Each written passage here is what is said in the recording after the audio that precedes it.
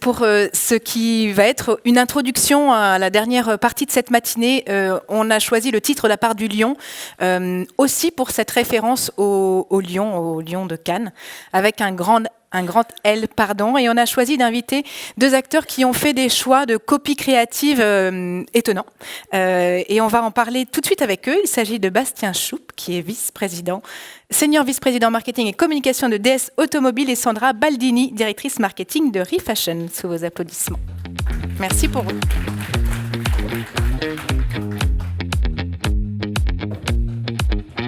Bonjour.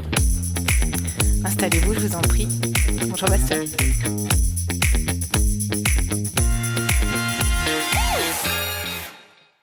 Bonjour à vous deux. Prenez un micro, je vous en prie. Merci d'être avec nous.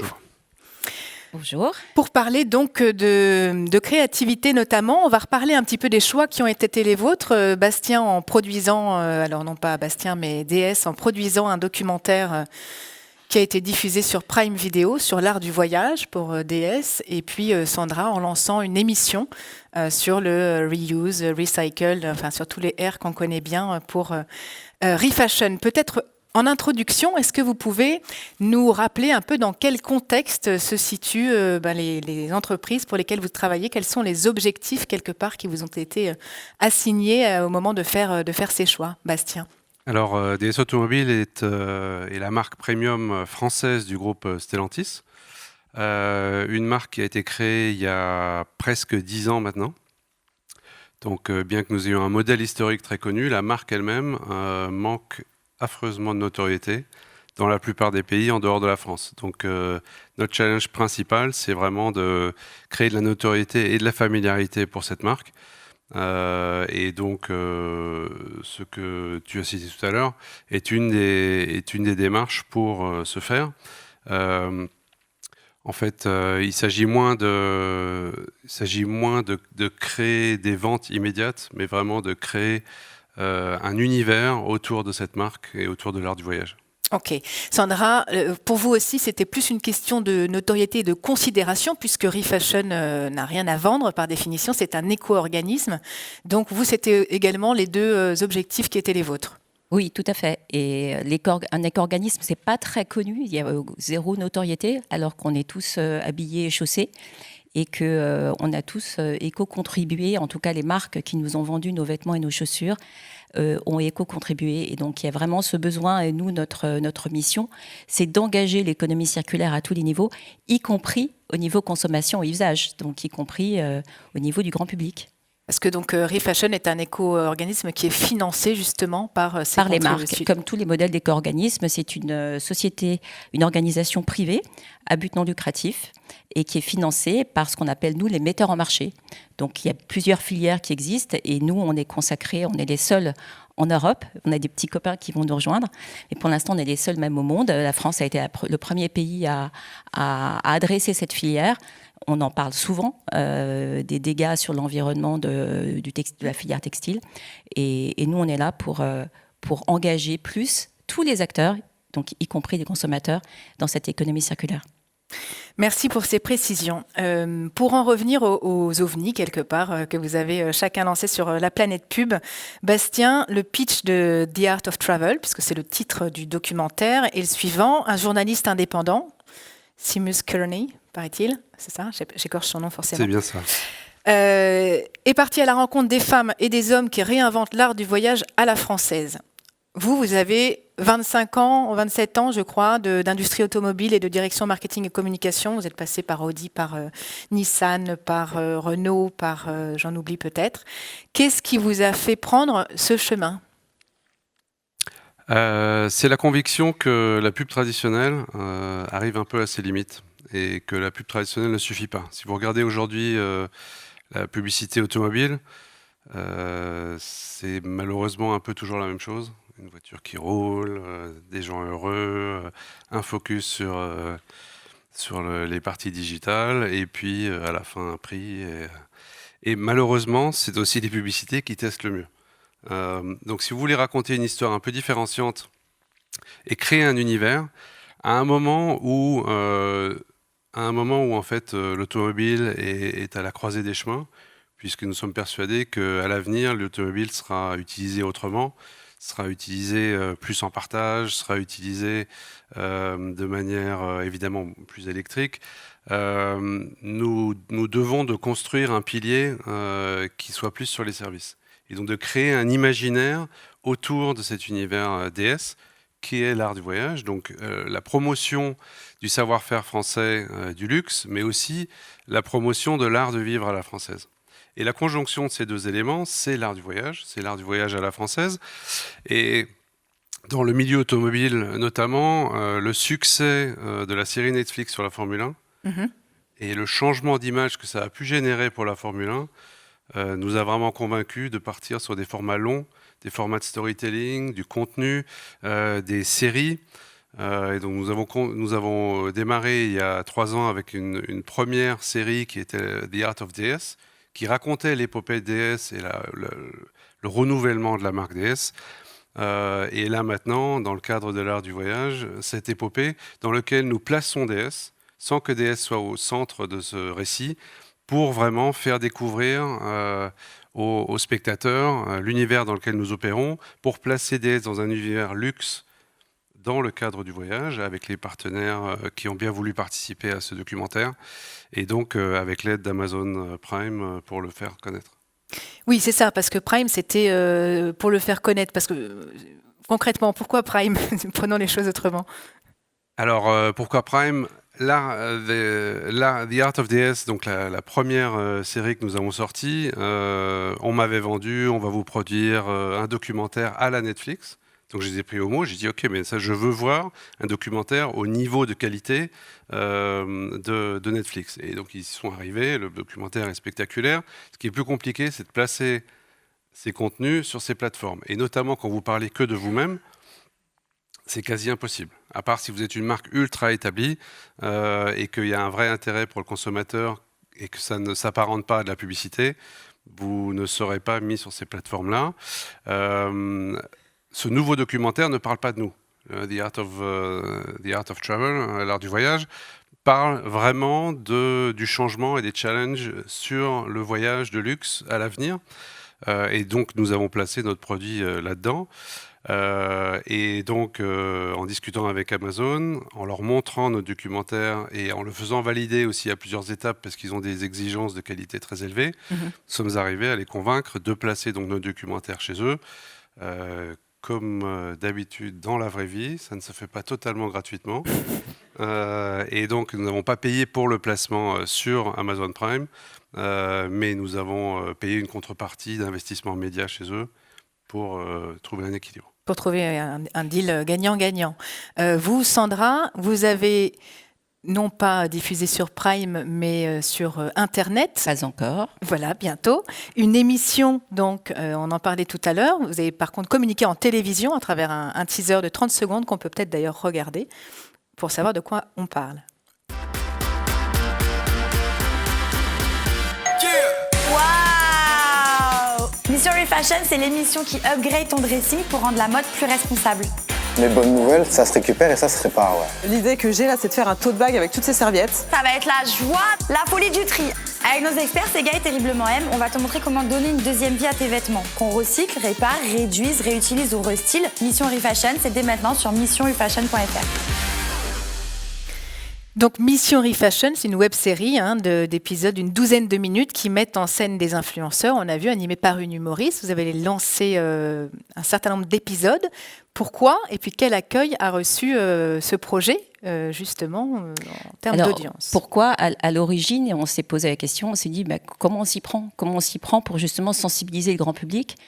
Quelque part, notre cible, c'est 67 millions de Français. Donc, voilà. Et il y a tellement de bruit ambiant sur ces sujets d'environnement, sur ces sujets. Il y a beaucoup à juste titre, d'alertes qui sont tirées. Il y a beaucoup de messages qu'on reçoit. Et on s'est dit, comment on peut émerger dans tout ça alors que personne ne nous connaît? On prend la parole, on change de ton, on change d'intensité, on change de fréquence. Vraiment, cette année, ça marque ce shift qu'on est en train d'opérer. Et du coup, on s'est dit, effectivement, il ne faut pas penser traditionnel. On ne va pas revenir en disant, il faut faire ci, il ne faut pas faire ça, attention, etc. Mais plutôt donner des clés et des propositions et montrer que faire bien, c'est sympa, c'est créatif, c'est fun, c'est sexy. Et by the way, ça fait du bien aussi à la planète et ça fait du bien au porte-monnaie. On sait à quel point le sujet du pouvoir d'achat est au cœur des messages, en tout cas des inquiétudes aujourd'hui pour les Français. Et cette proposition nous est arrivée par McCann et on a été séduits par ce format d'edutainment. Donc on n'est pas les premiers évidemment. On a récupéré ces codes edutainment en disant c'est du fond qui est vérifié, qui est stable, qui est voilà. Et en revanche, on met ce côté fun pour changer des comportements. Notre objectif aujourd'hui, c'est d'accélérer ce changement de comportement des Français. Alors sur les 67 millions de pour l'instant, personnes visées. Les chiffres sont très frais parce qu'on a un trimestre. Voilà, c'est un dispositif qui a été réfléchi sur 3 ans. Nous, on s'est engagé et j'ai engagé l'ensemble des représentants, enfin des administrateurs de Refashion sur une durée de 3 ans. Et là, on a un trimestre de vécu, donc c'est un peu court pour le dire. La deuxième vague arrive début octobre, donc on a sorti 3 épisodes là en juin. On sort les 3 autres début octobre, donc ça fera 6 épisodes cette année. On réfléchit, enfin on a déjà en projet les épisodes suivants pour l'année prochaine, avec aussi tout le travail qu'on va faire pour trouver à terme une plateforme. Un diffuseur. Et un diffuseur, effectivement, qui nous garantisse beaucoup plus d'audience. Et la construction, elle a été faite justement de se dire, il nous faut un influenceur qui soit plutôt côté un peu journaliste, avec ce côté chiffres, data. Il nous faut, donc ça c'est Sega, il nous faut une influenceuse plus fun, et ça c'est terriblement M, que vous avez vu, la blonde avec des looks détonnants. Et pour rentrer aussi pour parler au plus grand nombre, on sait que les humoristes, c'est des gens qui ont justement cette facilité, ce ton, etc. Et donc voilà, on a choisi Marinella pour être la maîtresse de cérémonie. Et donc il y a une façon aussi, enfin il y a un souhait pour nous de simplifier le discours et de donner des clés. Ça fait partie de la promesse qu'on donne à toutes les parties prenantes avec lesquelles on travaille, y compris le grand public. On va vous donner les clés pour être actif, pour être acteur. Et il y a un côté aussi consumer empowerment, quoi. Il faut donner aux gens les clés pour mieux faire. Et c'est la portée de tous, en fait. Donc il y a un vrai sujet d'amplification quand on produit ce genre de format, pour l'un comme pour l'autre d'ailleurs. Bastien, je ne vais pas vous demander les audiences d'Amazon, puisque par définition, voilà, on le sait, on ne les connaît pas. Est-ce que par contre, le documentaire a été vu ailleurs, sur YouTube par exemple? Est-ce que vous êtes satisfait des audiences et comment est-ce que vous avez travaillé cette amplification? Je sais que vous avez mis des QR codes dans des guides, mais pas seulement probablement. Effectivement, donc ça c'était juste un coup, un petit coup stunt. Mais non, la première série que nous avons sortie, donc c'était 6 épisodes de 3 minutes. Il est passé sur BFM et sur Planète en France, mais à l'international, nous l'avons poussé via YouTube et justement Tids, avec de très bons résultats. Donc là, on a eu plus de 8 millions de vues. Enfin, plus de 8 millions de personnes ont vu au moins 2 épisodes de 3 minutes. Et donc, c'est des formats très longs. Donc, ça a vraiment beaucoup de valeur. Tout ça avec un investissement média d'environ 300 000 euros. Okay. Donc, on n'est pas du tout sur les mêmes ordres de grandeur que la télé. Mais du coup, des impacts beaucoup plus longs. Là, sur le nouveau documentaire, sur Amazon, comme vous le disiez, pas de chiffres. Nous avions conclu une exclusivité Amazon pendant 3 mois. Nous allons maintenant passer sur YouTube et sur les autres acteurs pour faire connaître le documentaire à nouveau en petites parts, des petits épisodes, des focus sur certains des acteurs, des focus sur certains des partenaires. Et donc, en ce moment, j'ai aucun chiffre à vous donner Est-ce que c'est pas encore sur lancé? la nouvelle série. Ok, mais l'objectif est quand même de faire, en termes de production et même d'achat média, moins mais mieux. Exactement. Mais c'est notre stratégie sur quasiment tout ce qu'on fait. Étant donné qu'on veut vraiment se positionner sur le haut de gamme, qu'on joue dans le luxe, il est beaucoup plus important qu'un certain nombre de personnes nous connaissent bien et comprennent l'histoire derrière qu'une connaissance vague du très grand public. Donc c'est une stratégie ciblage, vraiment assumée. Et vous cutez Absolument. après sur certains médias aussi, typiquement, je sais que dans l'automobile, c'est en moyenne, je crois, 65-35. Aujourd'hui, vous, c'est pareil, par exemple, sur votre ventilation, ou est-ce qu'il y a des arbitrages qui sont faits différemment? Alors on est beaucoup plus digital que nos confrères dans le groupe. Et c'est vraiment une volonté d'être très ciblé. Effectivement, et même en télé, on est beaucoup plus ciblé aussi en termes de nombre de chaînes qu'on utilise, nombre de partenaires qu'on utilise. Sandra, vous aussi, vous avez fait ce choix du digital, alors que justement, le textile, en tout cas, vous auriez pu aussi faire le choix, par exemple, du point de vente, d'être beaucoup plus près de votre sujet à la base. Pourquoi ? Alors, on a fait un mix de télé digital, des investissements télé, comme vous évoquiez le teaser, qui en fait est un condensé pour commencer à planter la petite graine et puis travailler à la notoriété, et effectivement complété par un dispositif digital. Parce que on le sait déjà, c'est une web série, donc autant drainer le maximum de monde. Et nous, tous les services qu'on propose au grand public, ils sont digitalisés. Les cartographies pour trouver où est-ce que je peux déposer mes vêtements, etc. Les conseils. Donc c'est une évidence qu'on a besoin d'investir le média digital. Et on va probablement travailler aussi de nouveaux formats plus natifs aussi sur le paid social. Sur les réseaux sociaux, pardon. D'accord. Sur la plateforme de social. Pas entendu. Bastien, par rapport à ce que vous disiez sur le fait d'être plus près des services, pour rebondir sur cette notion de service, on a vu des guides de voyage, même si c'était un stunt, vous parlez des partenariats que vous avez noués avec, on a vu la piscine Molitor, il y a l'Orient Express, et de cet art de voyage que vous voulez incarner. Est-ce que ça veut dire demain, est-ce que ça a d'autres conséquences sur votre stratégie, sur la stratégie de DS ? Oui, donc l'art du voyage à la française incarné par DS se repose sur deux piliers. Le premier pilier qui est clairement le savoir-faire français du luxe, qui est présent dans nos produits, avec du guillochage, avec du point perle, avec donc des éléments de qualité intérieure qui sont volontairement différenciants des grands acteurs dans l'automobile premium. L'autre pilier, c'est les services. Et ça, c'était un pilier naissant.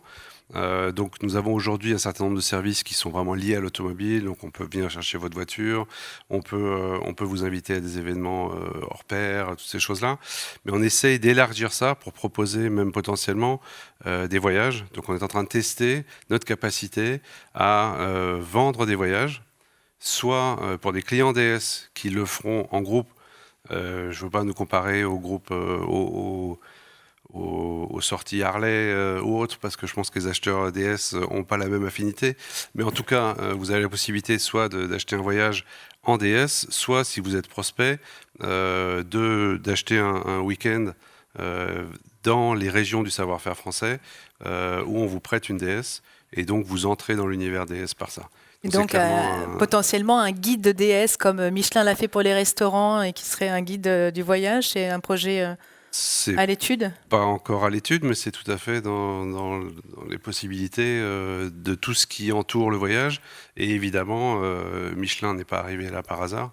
Michelin, à la base, il voulait vendre des pneus, donc les cartes, les guides des restaurants, et c'est né comme ça.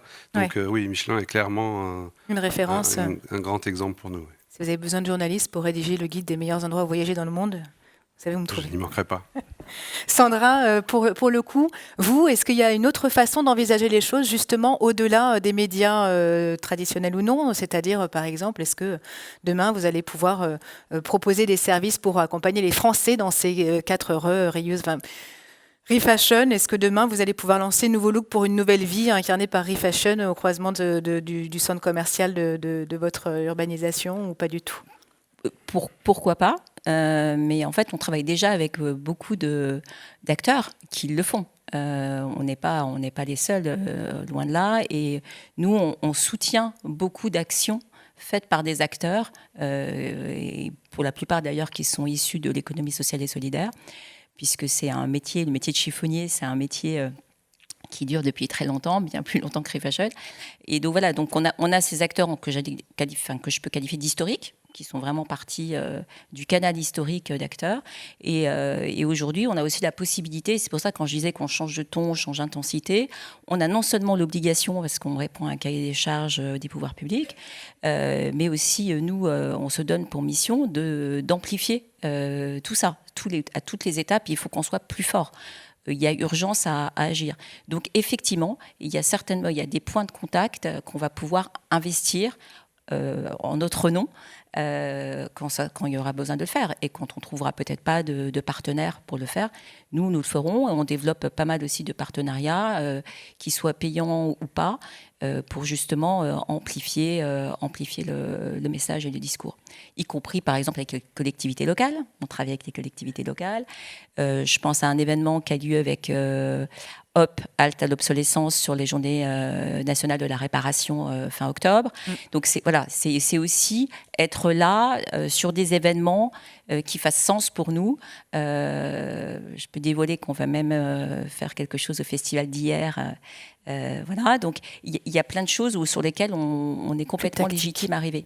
Et ça, c'est la stratégie, c'est la suite qu'on va donner à cette mission qu'on se donne.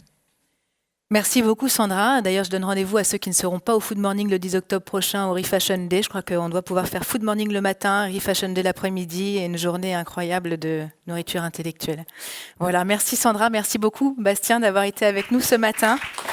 Bastien Choup, Sandra Baldini. Merci beaucoup.